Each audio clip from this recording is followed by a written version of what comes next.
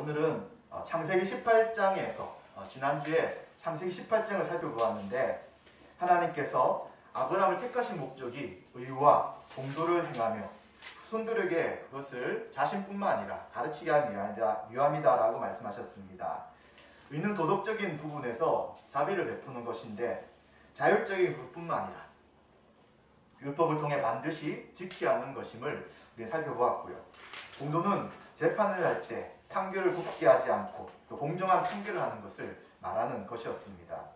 이것은 하나님의 통치를 받으며 살아가는 하나님 나라 백성들의 삶의 기준이 되는 그러한 모습들이었습니다.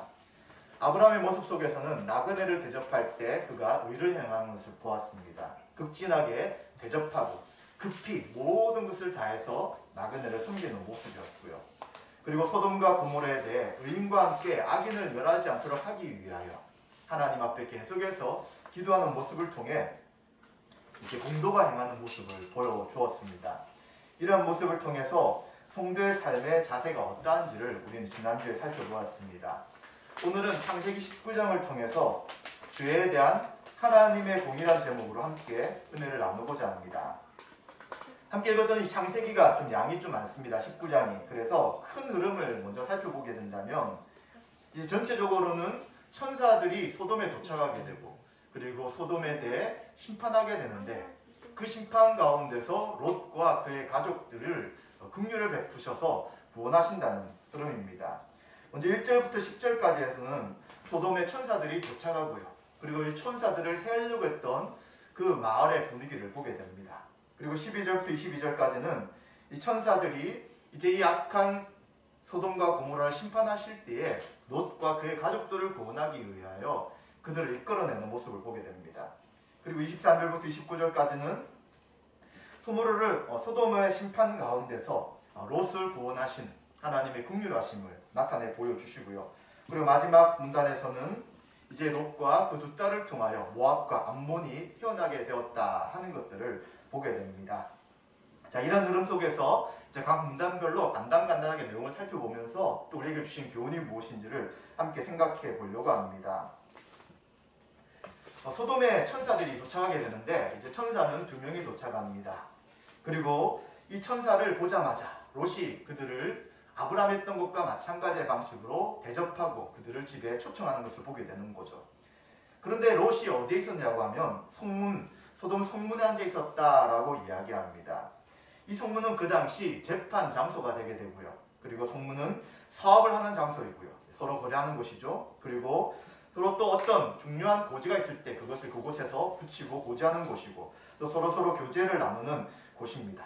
그렇다면 롯이 그곳에 앉아 있었다는 것은 어느 정도 영향력이 있는 사람이었던 것을 알게 되는 것이죠. 나중에 이 소돔의 사람들이 롯에게 우리의 법관이 되려 한다라고 말한 것을 통해 볼 때도 이제 롯의 지위가 처음에는 이방인으로 그곳에 들어갔지만 이제 아브라함을 통해서 그들이 모든 것을 회복받고 돌아왔을 때에 어쩌면 그때부터 롯이 좀 더 인정받는 삶을 살 수도 있었던 것 같습니다.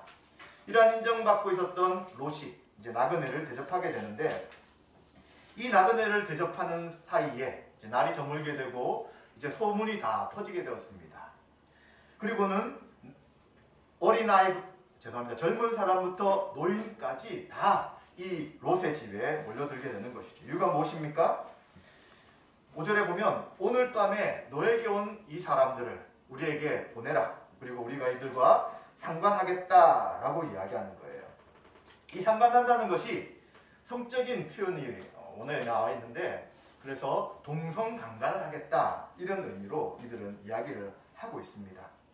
롯은 이들의 손님이었기 때문에 그리고 자신의 집에 초대된 나그네였기 때문에 끝까지 보호하기 위해서 이제 그는 바깥에 있고 문을 뒤로 잠그고 그들이 못 들어오게 하면서 끝까지 버티게 됩니다. 그러나 그들의 힘이 어떻게 할 수 없는 상황이 되게 되죠.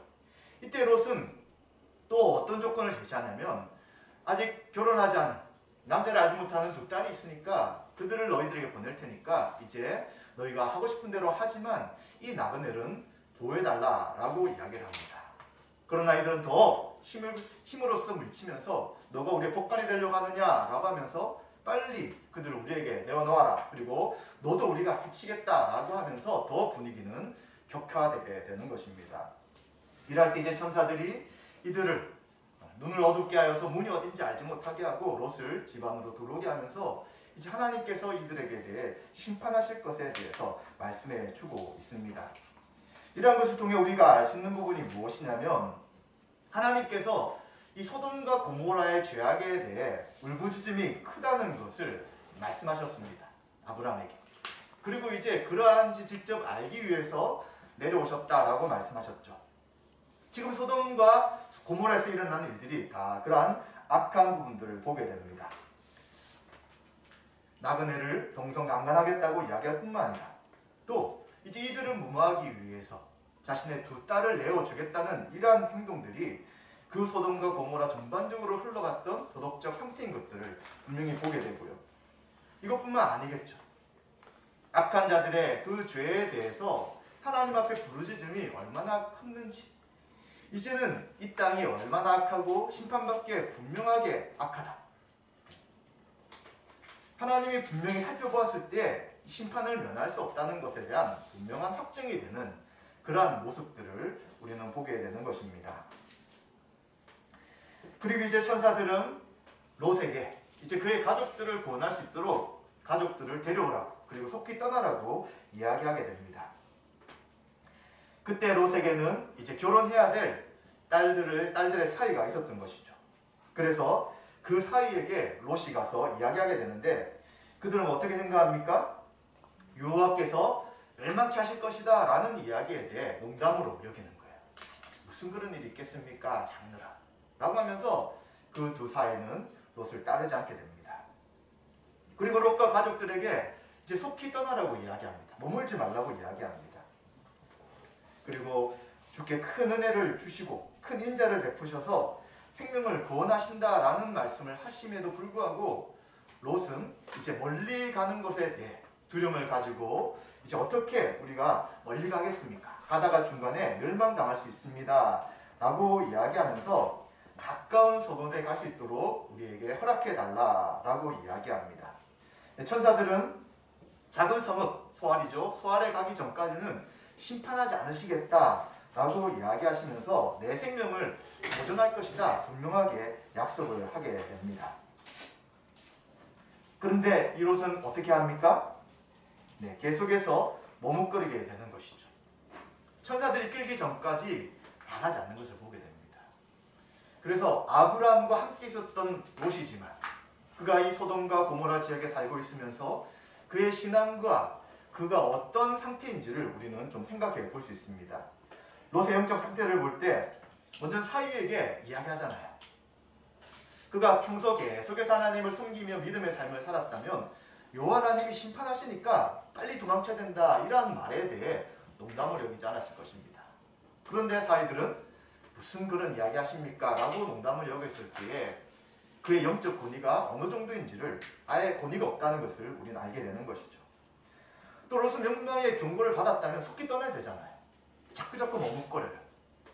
도대체 왜 멸망시킬 그곳에 머물려고 합니까? 그래서 그가 지체였고 그의 가족들도 지체하고 천사들이 이끌고 나올 때 그와 부인과 두 딸을 이끌고 나올 때 그들이 나가는 것을 보게 되면서 하나님의 심판이 지금 이루어지는데도 불구하고 이 심판에 굉장히 급박하게 일어나는 이 상황을 제대로 이해하지 못하면서 점점 그가 자기 뜻 가운데서 머뭇거리는 것도 보게 됩니다. 또 그 안에서 어떻게 하였습니까? 머물리지 말고 뒤를 돌아보지 말고 급히 떠나라고 이야기하는데 그는 소돔과 고모라가 심판할 때 뒤를 돌아보게 되죠. 그리고는 소돔 기둥이 되었다라고 말하는 것을 보게 됩니다. 그래서 부인의 이러한 상태를 볼 때 롯도 거의 비슷한 상황이었던 것을 보게 되는 것이죠. 또 어떻습니까? 소알에 머물라고 그가 요청을 하였고 머물도록 하셨어요. 그리고 심판하지 않겠다고 하셨습니다. 그럼 어떻게 합니까?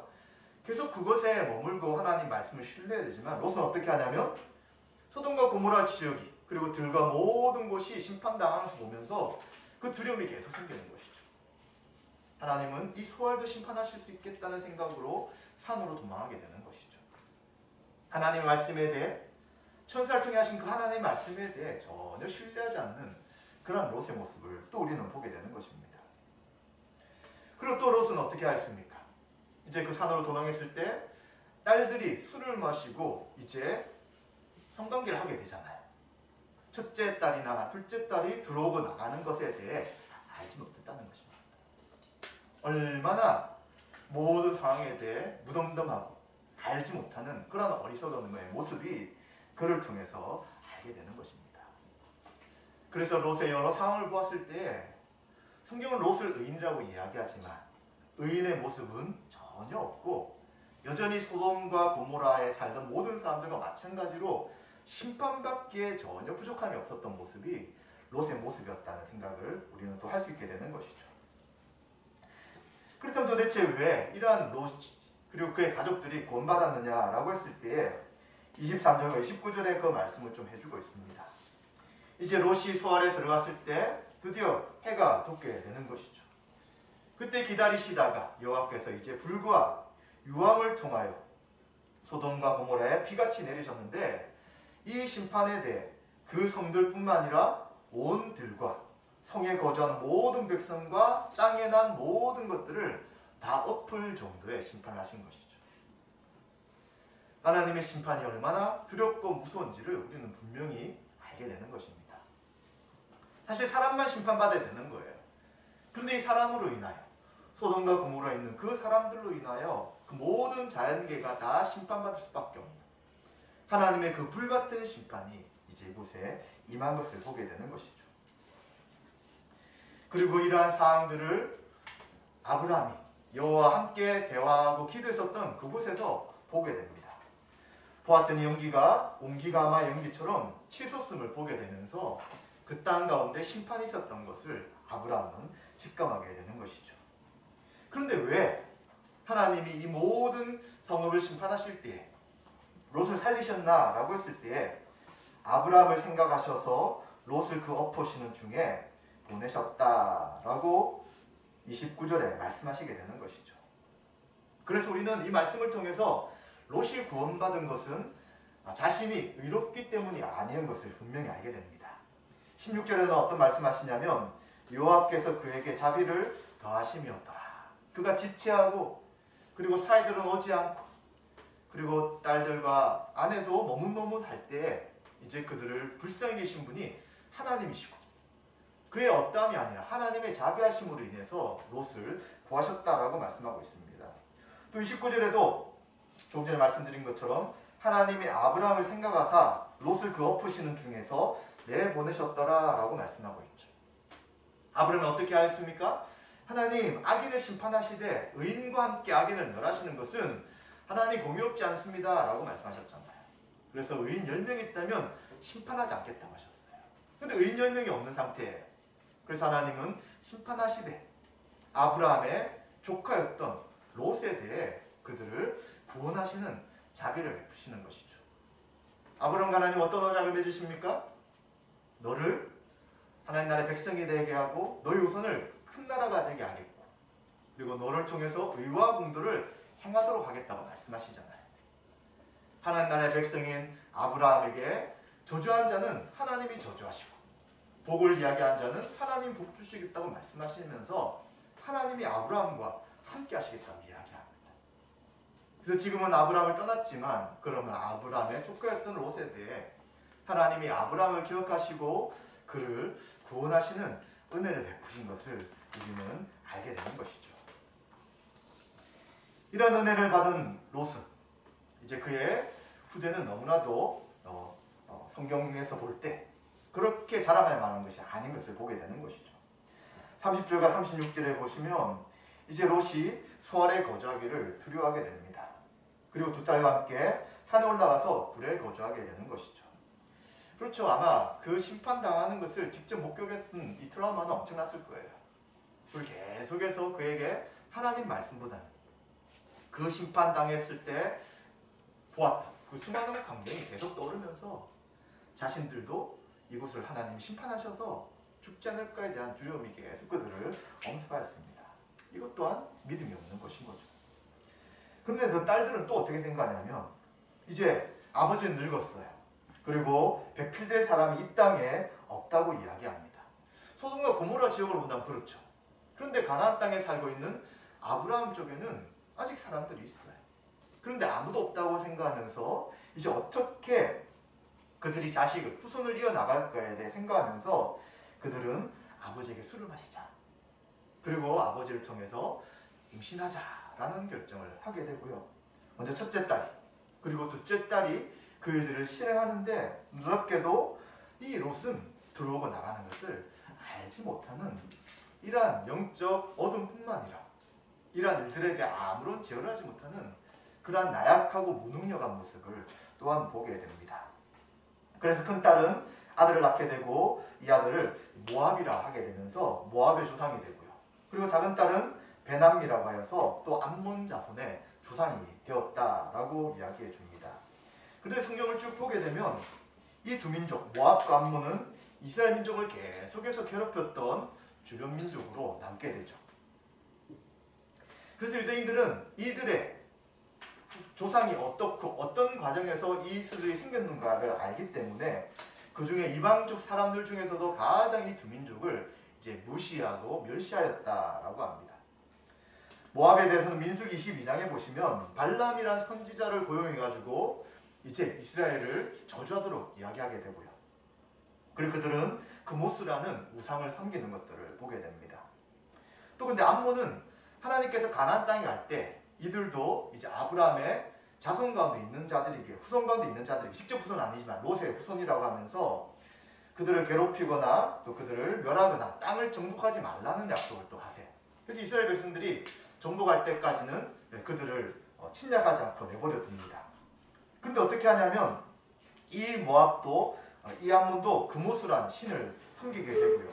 그리고 소선지서에 있는 여러 선지자들을 통해서 하나님께서 이 암몬에 대해 저주하셨다는 말씀을 하게 되는 것이죠. 그래서 이 두 민족은 이스라엘 역사 가운데 하나님의 심판이 임하게 되고 계속해서 이스라엘과 관계가 좋지 않은 민족으로 남게 되게 됩니다. 그런데 우리는 또 이 모압 자손 가운데 한 사람을 기억하게 되죠. 바로 룻이란 여인입니다. 이 모압 여인인데도 불구하고 이제 그는 다윗의 족보 가운데 들어가서 이제 그의 후손 가운데 다윗이 나오는 놀라운 것을 보게 되는 것이죠. 그래서 우리는 이 모압, 암몬, 롯 이런 사람들만 악하다고 말할 것이 아니라 모든 인간은 다 하나님 앞에서 심판받을 만한 충분한 자격이 있는 죄인들이에요. 심판을 피할 수 있는 자가 아무도 없는 거예요. 그러나 그 죄인들 가운데서 하나님의 긍휼하심을 통하여 구원 얻게 된다는 것이 이 롯과 그의 가족들과 이 소돔과 고모라의 심판 가운데서 나타나는 또 하나님의 뜻이라는 것도 우리는 생각해 볼 수 있게 됩니다. 자, 이란 19장에 대한 말씀을 통해서 우리가 좀 적용해 볼 부분이 두 가지가 있습니다. 첫 번째는 하나님은 죄에 대해 반드시 심판하신다는 것입니다. 하나님은 공의로우신 분이에요. 소돔과 고모라의 죄에 대한 부르짖음에 대해 하나님은 그냥 넘어가지 않으십니다. 그리고 그 부르짖음을 들으시고 소돔과 고모라를 불과 유황으로 심판하신 것을 보게 되는 것이죠. 그리고 이러한 소돔과 고모라의 죄악상에 대해서는 그 당시 그 사람들 행동뿐만 아니라 롯의 삶의 방식을 통해서도 분명히 알 수 있게 되는 것이죠. 이처럼 이 세상은 하나님을 떠나 살아가는 인간들의 모습 속에서 여러 가지 악을 보게 되는 것입니다. 왜냐하면 선악과를 따먹었을 때 그것이 선과 악을 아는 그러한 과일이었지만 그러나 그들은 결정해 나갈 항상 악을 선택하는 것을 보게 되는 것이죠. 온전한 선은 오직 하나님께만 있는 거예요. 하나님의 선택, 하나님의 결정만이 온전한 선이고 그 나머지 인간들의 결정은 선이 아니라 악일 수밖에 없는 것입니다. 그래서 이게 선이고 이게 악이다 라고 말하지만 결국 사람들은 본성적으로 어떤 것을 찾게 되냐면 타락한 인간들은 악을 취하게 되고 그 악으로 인해 하나님의 영광과 권위가 땅에 떨어지게 되는 일들을 우리는 보게 되는 것이죠. 그렇다면 하나님이 왜 심판하시나요? 우리가 이러한 하나님의 심판에 대해 오해하게 되면 하나님은 사람을 만들어 놓고 그리고 하나님 마음에 들지 않으니까 그냥 사람들 다 죽이시는 굉장히 무책임한 분 아닌가 이렇게 우리는 오해하게 됩니다. 그러나 그렇게 생각할 수 없는 거예요. 하나님은 이 모든 세상을 창조하신 창조주시고 우리의 주인이시죠. 그러면 창조주시고 주인이시라면 이 세상을 그 주인과 창조주의 뜻대로 다스린다는 것입니다. 그런데 다스릴 때 공의로 다스리는 것이죠. 하나님의 그 공의의 다스림을 따라야 되는데 그 따름을 거부할 때 어떻게 되는 거예요? 그것이 악인 것이고요. 그것에 대해 그 나라에서 쫓아낼 수밖에 없는 것입니다. 하나님의 의와 공의가 실현되어야 될 그 하나님의 다스림 가운데서 그것을 거부하기에 하나님이 심판하시는 것이기에 우린 이러한 하나님의 심판에 대해 너무 불공평하고 너무 무책임하고 너무 심판을 남발하신다고 생각할 것이 아니라 하나님의 공의와 하나님의 의를 따르지 않는 그 인간들의 악함이 얼마나 큰지에 대해 우리는 생각하고 그 죄의 속성과 본성에 대해 우리는 하나님 앞에 회개해야 되는 것이죠.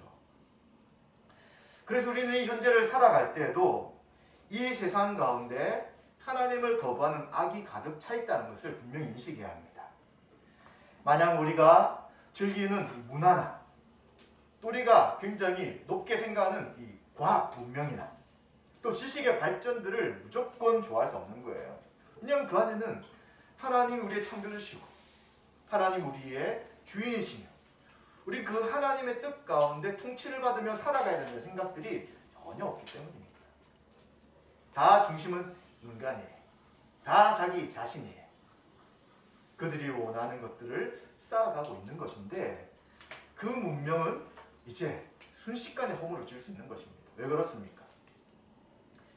1900년 이후에 한번 세계 역사를 보세요. 뭐가 있었습니까? 세계대 전쟁이 두 번이나 있었어요. 네, 전 세계를 휩쓰는 전쟁이 일어났습니다. 그것도 가장 그 당시에 문명화되었다고 이야기하는 유럽 한복판에서. 그것뿐만 아니죠. 베트남에서 전쟁이 났고요. 우리나라에서 전쟁이 났고요. 그 1906년 이후의 모든 세계 역사를 볼 때 큰 전쟁이 있었던 것들을 우리는 알게 되는 거예요. 사실 전쟁을 생각하는 사람들은 정치라고 이야기해요. 말로 풀다가 말이 안 되니까 힘으로 한 것이라고 이야기하는데 그러나 그것은 그들의 논리예요. 그 전쟁을 당하는 힘없는 한 사람 한 사람 어떤 상황이 생깁니까? 지금 우크라이나의 상황을 보고 알잖아요. 원치 않아요. 그러나 전쟁 가운데 희생되게 되고요.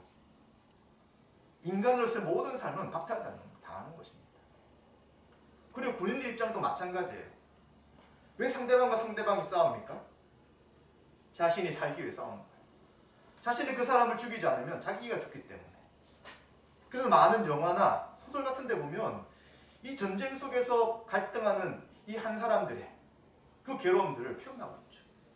전쟁과 평화를 이야기하지만 그 전쟁터에 있는 한 사람 한 사람의 개인은 그 전쟁을 제어할 수 있는 아무런 능력 힘이 없는 거예요.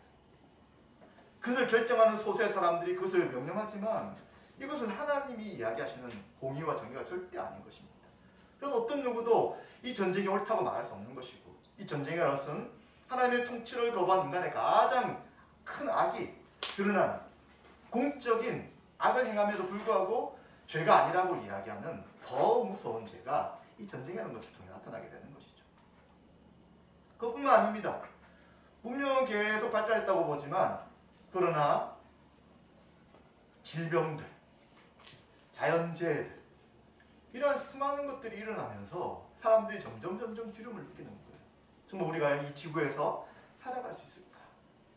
오존층이 파괴되고 있고 환경은 점점 안 좋아져서 이제 얼음들이 남극과 북극에 얼음이 다 녹고 있고 그리고 공기도 좋지 않는 이런 상황에서 우리가 살 수 있을까? 그리고 이제 태풍이나 이러한 것들도 적은 것들이 움직이는 것이 아니라 그 지역 전체를 휩쓸어버릴 수 있는 이런 강력한 자연재해들이 계속 일어나면서 정말 우리가 이 땅에서 살아갈 수 있을까 하는 두려움을 느끼는 시기가 우리가 가장 문명이 발달되었다는 1900년 이후에 지금까지 있었던 대부분의 전반적인 이야기들인 거예요.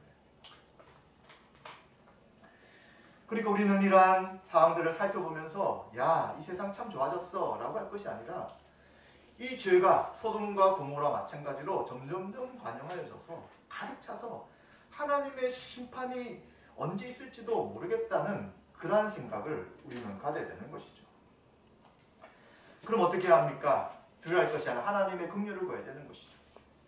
하나님 불쌍히 여겨주십시오. 이 죄악에 대해 하나님이 심판하시지만 심판 가운데서도 의인과 함께 악인을 멸하지 마시고 우리를 불쌍히 여겨달라고 우리는 구해야 되는 것입니다. 그렇기 때문에 이러한 세상을 살아가는 우리 신자들은 죄에 대해 악에 대해 분명히 잘못이라고 말할 수 있어요. 그러나 나는 옳고 당신은 옳으니까 당신들은 저주받아야 되고 심판받아야 됩니다라는 심판자 입장에 서는 것이 아니라 하나님이 심판관이시니까 하나님의 그 심판 속에서도 우리를 긍휼히 여겨주시고 불쌍히 여겨주시고 그리고 그 가운데서 아직도 하나님의 은혜가 필요한 자들이 있다면 그들을 구해달라고 우리는 하나님 앞에 기도해야 되는 것입니다. 그리고 나 또한 여전히 그들과 마찬가지 삶을 살고 있었지만 하나님께서 우리를 택하여 주시고 또 하나님 우리에게 베푸신 무한한 자비하심으로 인해 예수 그리스도 믿고 하나님 나라의 백성이 된 것에 대해 우리는 더 겸손해야 되고요. 더 긍휼을 구해야 되고요. 더 하나님의 은혜에 감사하는 것이 바로 하나님의 이 악에 대한 심판 가운데 우리의 신자가 가질 자세인 것을 우리는 생각해야 되는 것입니다. 또 우리 두 번째로 생각할 부분은 하나님은 이러한 심판 가운데 무엇을 베푸셨다고요? 긍휼을 베푸셨습니다. 아브라함을 생각하셔서 또 롯과 그의 가족들에게 자비를 하나님 베푸셔서 그 심판 가운데 구원해 주신 것이죠. 마찬가지입니다. 하나님은 하나님의 공의로운 관점으로 바라본다면 이 땅에 어떤 누구도 살아남을 수 없는 거예요. 다 심판받아 마땅한 사람들입니다. 그러나 하나님은 이러한 심판 속에서도 긍휼을 베푸셔서 하나님의 사랑과 하나님의 정의가 무엇인지를 분명하게 보여주셨어요. 이것을 우리 인간들은 경험하기가 참 어려워요. 이 두 가지를 조화를 가지고 세상을 살아갈 수가 없어요. 저주하면 저주하고 사랑을 사랑하는 것이지 이 두 가지가 함께 속하여서 상대방을 대하거나 세상을 살아갈 수는 없는 것입니다. 오직 이것은 하나님의 성품 가운데 있는 것이에요. 이런 하나님의 공의와 하나님의 사랑이 가장 잘 나타나는 것이 무엇이냐라고 할 때에 바로 십자가에서 그 하나님의 공의와 사랑이 나타난 것이죠. 십자가가 무엇입니까? 죄에 대한 하나님의 심판이에요. 하나님 앞에 범한 죄가 얼마나 큰지가 드러나는 것이 십자가입니다. 그곳에 누가 죽었습니까? 우리 한 사람 한 사람들이 십자가에 달려 죽었습니다. 근데 우리는 의롭지 않고 우리는 하나님의 진노를 받을 만한 자격도 없는 자이기에 예수 그리스도가 이 땅에 인간으로 오셔서 우리 죄를 대속하기 위하여 십자가에서 형벌대속적 죽음을 죽으신 것이죠.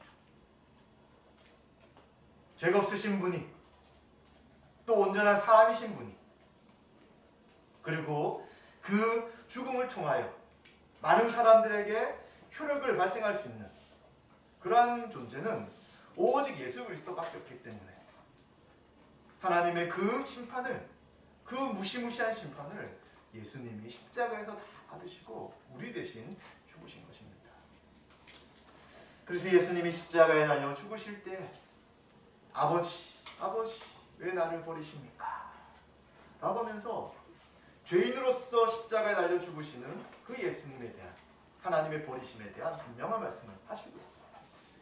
그리고 이 십자가의 죽으심에 대해 인간의 죄 문제를 다 이루셨다는 것에 대해 예수님께서 다 이루었다 하시면서 숨을 거두시는 것을 통해 우리는 분명하게 알 수 있는 것이죠.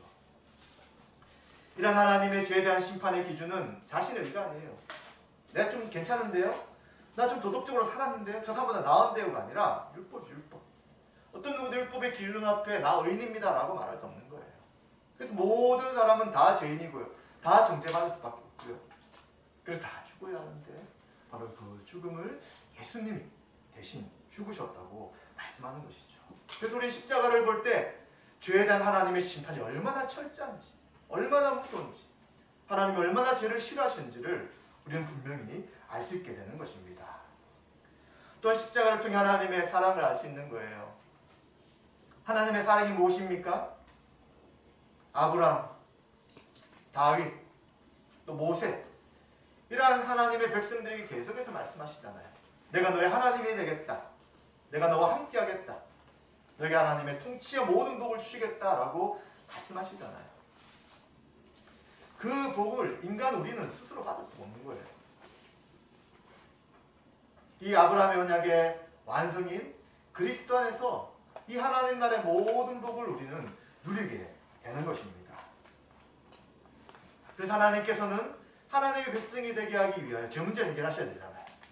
악한 자 하나님 앞에 설 수 없기 때문에, 악한 자 하나님의 백성이 될 수 없기 때문에 죄 문제를 해결하시기 위해 예수님께서 모든 죄를 담당하셔서 죽으시고요. 그리고 이제는 그 그리스도가 나의 죄를 위해 죽으신 것을 믿는 믿음을 통하여 그 믿음으로 나아가는 모든 자들을 구원하셔서 의롭다고 하시고 하나님 나라 백성이라 하시고 그리고 하나님의 모든 복을 그에게 주신다고 성경은 말씀하는 것입니다. 그렇기 때문에 우리는 하나님의 사랑이 십자가에서 얼마나 큰지를 생각해 볼 수 있는 거예요. 어떤 것을 통해서요? 그 죄를 용서한 사람의 죄가 얼마나 큰지를 생각해야 되는 것이죠. 우리가 지은 죄는 어떤 죄라고요? 창조주 하나님께 대한 죄인 것입니다. 작은 죄가 아니라 창조주 하나님을 반역하고 그 하나님을 떠나 마음대로 살았던 이 죄에 대해 얼마나 죄의 크기가 큰지를 우리는 생각해야 되는 것이죠. 또 그것뿐만 아닙니다. 그러한 큰 죄인을 용서하신 방식이 뭐냐는 거예요. 보라, 하나님이 가장 사랑하시는 유일하신 독생자이신 예수 그리스도를 대신하여 우리의 죄를 위해 죽으시게 하셨다는 그 하나님의 큰 사랑을 우리는 생각해야 돼요. 우리의 죄가 얼마나 큰데 이 큰 죄를 용서하시기 위해 하나님은 예수님을 통해 이 죄 문제를 해결하셨기에 십자가에서 하나님의 사랑이 분명하게 나타나게 되는 것이죠. 그래서 로마서 5장 8절에는 우리가 아직 죄인 되었을 때에 그리스도께서 우리 죄를 위하여 죽으심으로 하나님께서 우리에게 대한 자기의 사랑을 확증하셨다라고 말씀하고 있어요. 하나님, 전 하나님 사랑을 모르겠어요. 하나님 나를 얼마나 사랑하시는지 모르겠어요 라고 말할 때 하나님 뭐라고 하시냐면 성경을 봐라. 나의 사랑을 그리스도의 십자가를 통하여 분명히 보여준 것이 아니냐. 어떤 사랑을 더 원하느냐라고 말씀하시는 것입니다. 여러분 어디서 하나님의 사랑을 찾으세요? 누가 여러분에게 말씀해 줘야 됩니까? 내가 기도했더니 하나님 너를 사랑하신대. 이런 이야기가 필요한가요? 아니면 꿈에 하나님 나타나셔서 그래 사랑하는 아들아 따라 라고 말씀하셔야 됩니까? 아니면 여러분 인생의 모든 어려움들이 해결되고 항상 꽃길만 걸어가셔야 됩니까? 성경 그렇게 말씀하지 않고요.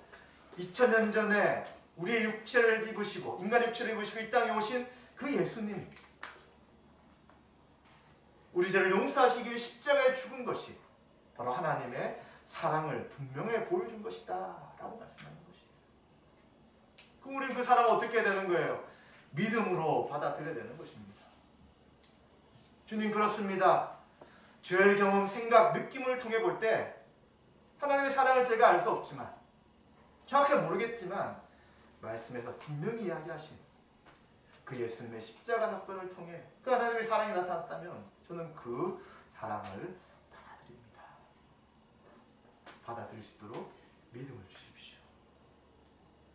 흔들리지 않도록 말씀 가운데 가도록 인도해 주십시오 라고 하는 것이 바로 우리들이 할 수 있는 것이고 또 이렇게 할 수 있도록 하나님 우리에게 은혜를 베푸시는 것입니다. 말씀 마무리하겠습니다. 하나님의 공의로움은 모든 인간들이 심판을 받기에 합당한 것입니다. 하나님 절대 공의 없이 심판을 행하지 않으십니다. 그러나 하나님은 공의로운 심판 가운데서도 은혜로 그 사랑을 보여주십니다. 이 사랑으로 인해 죄인을 대속하기 위해 예수님께서 형벌대속적 죽음을 죽으셨고요. 그리고 이러한 형벌대속적 죽음이 나의 죄를 위한 것이라는 것을 믿는 우리들에게 그 믿음을 선물로 주시며 또 구원을 선물로 주셨습니다. 또한 이러한 그리스도를 믿는 믿음을 선물로 받은 자에게 성령을 보내셔서 이 세상에 속해 있지만 이 세상의 통치를 받는 것이 아니라 하나님의 통치를 받는 자로 살아가며 또 하나님의 말씀에 순종하는 거룩한 자로 살아가게 하시는 것이죠. 따라 우리 성도는 어떻게 합니까? 공의로우신 하나님 앞에, 사랑하신 하나님 앞에 이 모든 죄를 미워하며 그리고 하나님만 사랑하며 하나님의 그 통치를 기뻐하며 말씀에 순종하며 이 세상에서 살아갈 것입니다. 이런 하나님의 공의와 사랑을 믿음으로 받아들이며 그 통치 가운데 살기를 결단하신 저와 여러분들에게 하나님의 은혜가 충만하시기를 주님의 이름으로 축원드립니다.